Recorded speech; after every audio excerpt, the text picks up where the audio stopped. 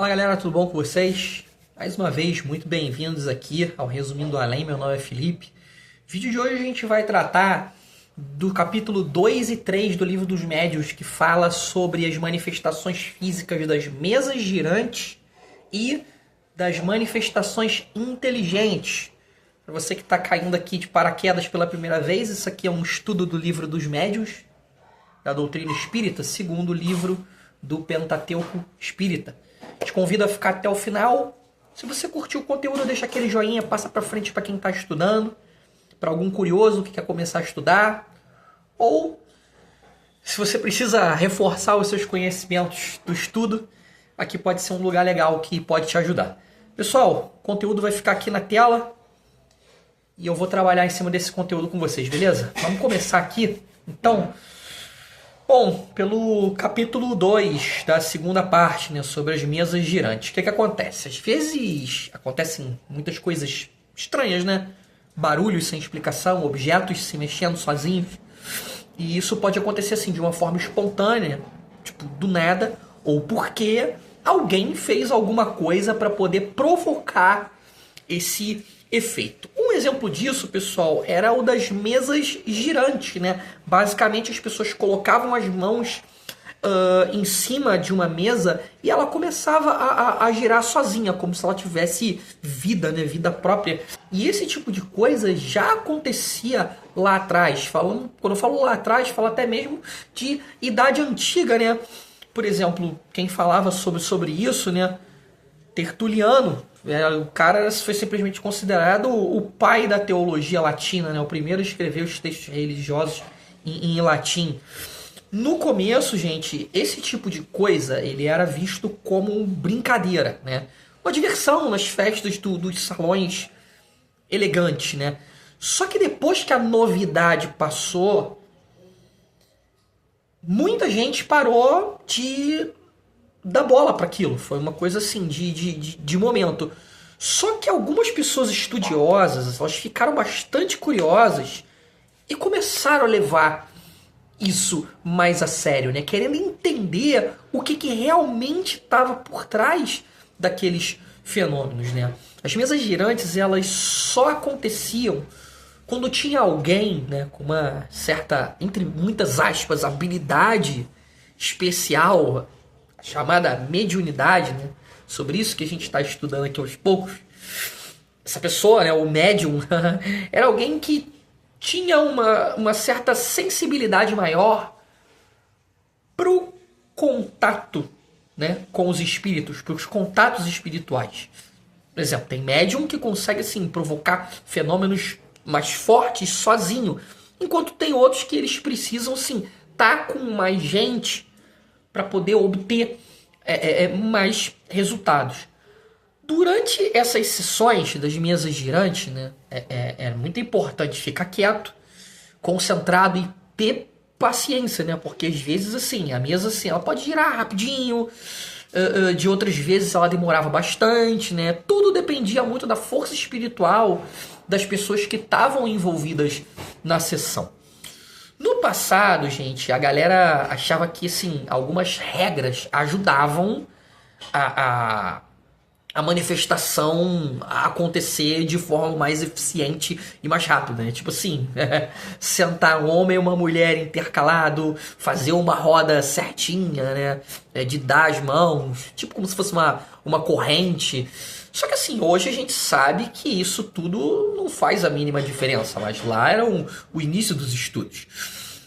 Esse lance das mesas girantes, ele não dependia do tipo de mesa, né? Se era de metal, de madeira, né? E etc. Ou até mesmo do ambiente, né? A única coisa assim, que podia fazer a diferença real era o peso da mesa, né? Porque se a energia, força espiritual, por assim dizer, ela não fosse forte bastante, ficava mais difícil de mover objetos mais pesados, né?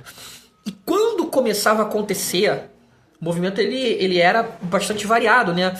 Desde mesas girando rápido até mesmo levitando. Coisa de Harry Potter, né? Tinha alguns casos, gente, que as mesas elas chegavam a subir no ar até chegar no teto. para quem não estudava, poderia ser uma coisa assim, ou fascinante ou horripilante, né? Também rolavam, né, batidas nas madeiras, né? Como se alguém tivesse assim dando toques, né? E dava para sentir a mesa vibrar, né? Às vezes até esses sons eles podiam acontecer em outros móveis, paredes, reforçando, é o que eu falei, para uma pessoa que não tinha estudo, ou poderia soar fascinante ou horripilante, mas a gente sabe que é tudo parte da natureza que a gente ainda não entende. Esses fenômenos, eles assim, não eram truques, não eram ilusões.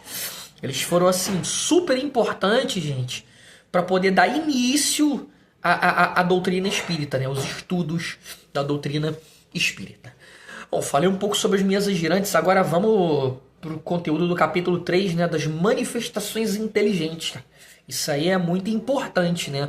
Bom, voltando a falar lá do começo, né? A galera pensava que os fenômenos eles podiam ser causados por coisas da natureza. Eletricidade, magnetismo e tudo mais. Só que eles perceberam que a parada não era bem assim, né? Esses barulhos, esses movimentos, eles começavam a responder perguntas, né? Como se eles estivessem assim, entendendo o que estava sendo dito. Né? Soa absurdo. Alguém perguntava alguma coisa e o fenômeno dava uma resposta com batidas lá no começo, né? Isso mostrou sim que tinha uma inteligência por trás daquilo que estava rolando, né? Não era só assim uma força da natureza agindo por acaso. Então deixaram de lado somente as explicações físicas, porque ficou claro, gente, que esses fenômenos eles estavam sendo guiados por uma vontade inteligente, por uma coisa inteligente. E a inteligência por trás dessas manifestações, ela não precisava assim ser super inteligente ou falar bonito. O importante é assim, é que ela parecia que tinha uma vontade, né, por trás daquele fenômeno, e o principal, a intenção. Guarda bastante isso, né? Um exemplo aqui, quando uma mesa se mexe sozinha, né, seguindo ordens, né, sem ninguém encostar nela, né, as pessoas mais sérias viam isso acontecer e garantiram que aquilo não era um truque. Com o tempo, essas coisas foram ficando assim mais elaboradas, né, os barulhos começaram a imitar sons, né, como tambores, até mesmo serras, gente. E o mais impressionante, até mesmo formar palavras batendo um número de vezes que correspondia às letras do alfabeto. E isso tudo assim realmente fazia parecer que realmente existia uma inteligência por trás dos fenômenos.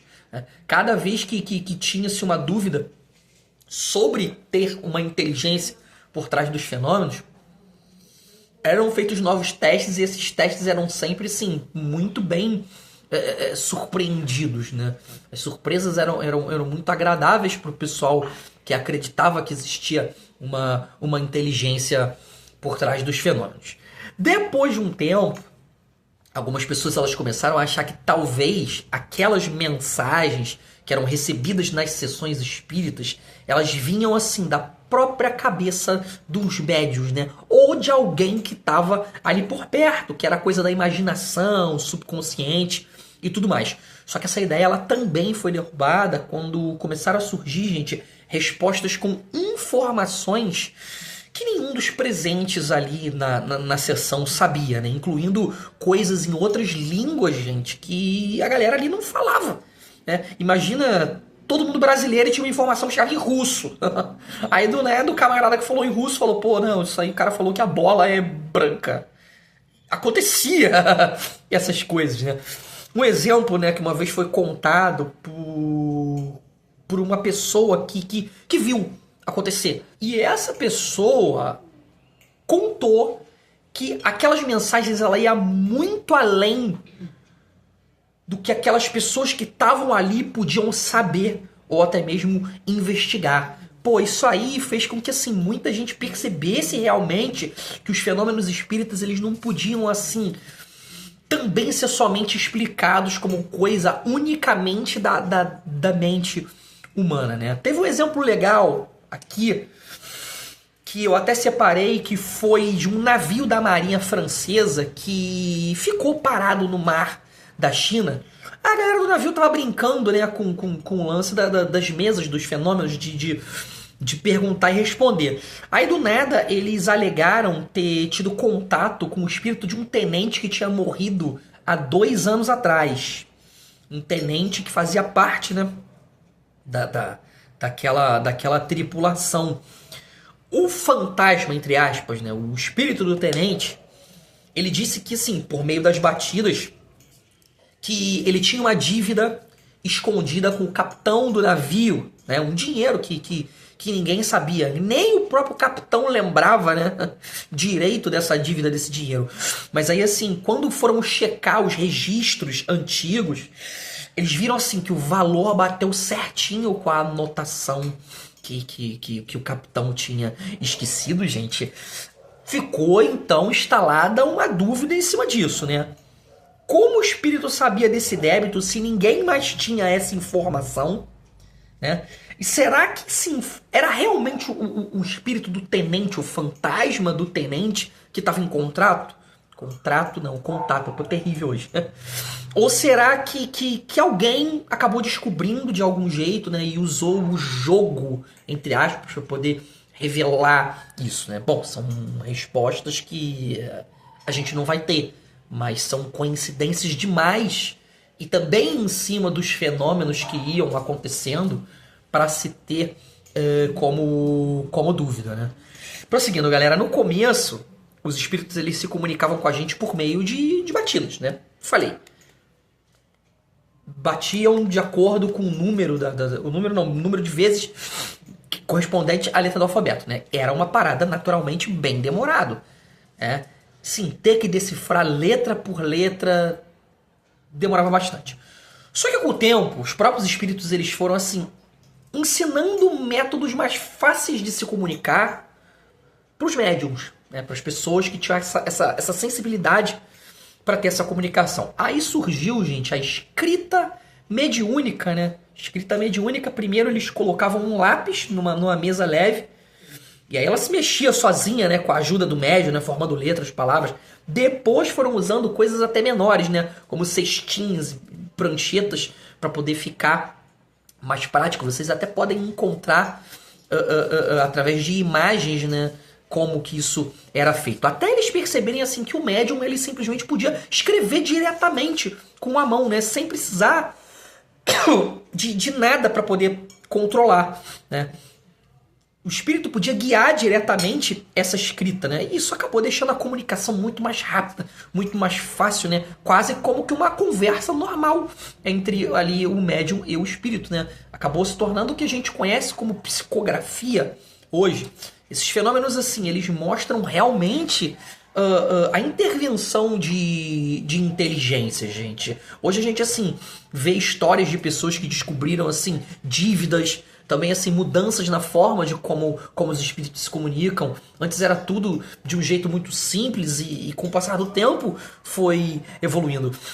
Todos esses casos, eles fizeram com que, assim, quem observou em várias situações diferentes realmente percebesse que não era coisa da imaginação, que não era charlatanismo, que não era só obra da mente humana ou meramente das forças da natureza.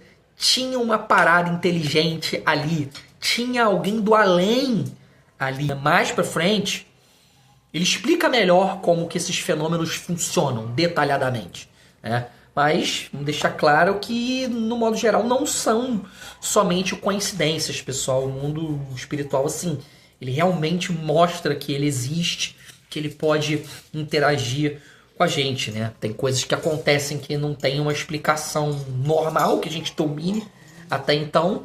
Só que no fim das contas é só a galera do outro lado, né? Dando um joinha, um oi pra gente. Basicamente é isso. Bom, se você sobreviveu até aqui, muito obrigado. Esse foi o resumo do capítulo 2 e 3 da segunda parte do Livro dos Médiuns. Tá curtindo o estudo? Deixa aquele joinha, passa pra frente pra galera interessada. Valeu, falou, forte abraço. Tchau, tchau, pessoal. Bons estudos. Até a próxima.